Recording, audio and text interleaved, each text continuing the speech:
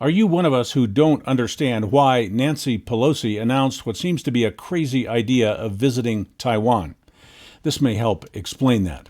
Nancy Pelosi and her husband, Paul Pelosi, may be implicated in insider trading violations and, frankly, criminal acts, making millions of dollars in stock market trades which were impossible without inside intelligence that is only available to Pelosi as Speaker of the House.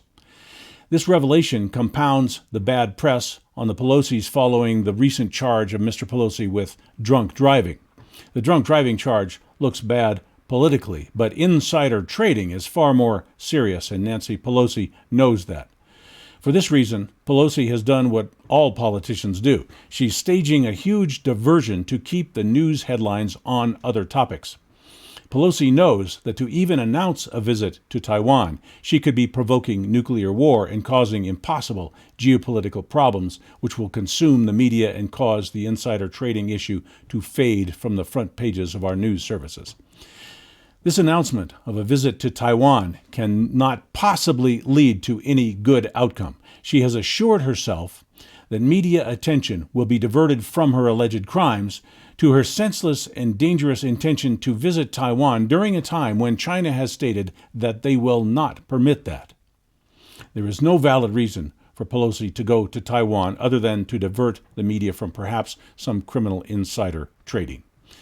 If she does visit Taiwan, she will force China into a major response and retaliation, which could include acts of war. If she gives in to the obvious political pressure to cancel the visit, she will be signaling Taiwan and China that we are not committed to the support of Taiwan, which incidentally is the source of electronic components which are critical to the U.S. military and the U.S. economy as a whole. If Taiwan is allowed to fall to China, the U.S. will be unable to obtain technology critical to the function of the military and the general economy. Nancy Pelosi is putting all of that at risk.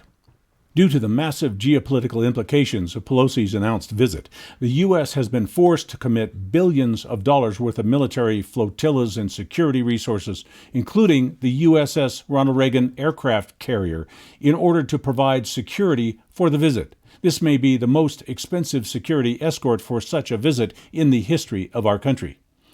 The term provide security is possibly misleading. There is nothing secure about taking major U.S. military resources and driving them toward Taiwan as some kind of threat to allow our House Speaker to perform a compulsive stunt to protect her and her husband from justice. For Pelosi to actually need to visit, of all places in the world, Taiwan, there would have to be some kind of crisis in Taiwan, which could only be resolved with top-level political diplomacy and which was important enough to risk major confrontation with China and the CCP.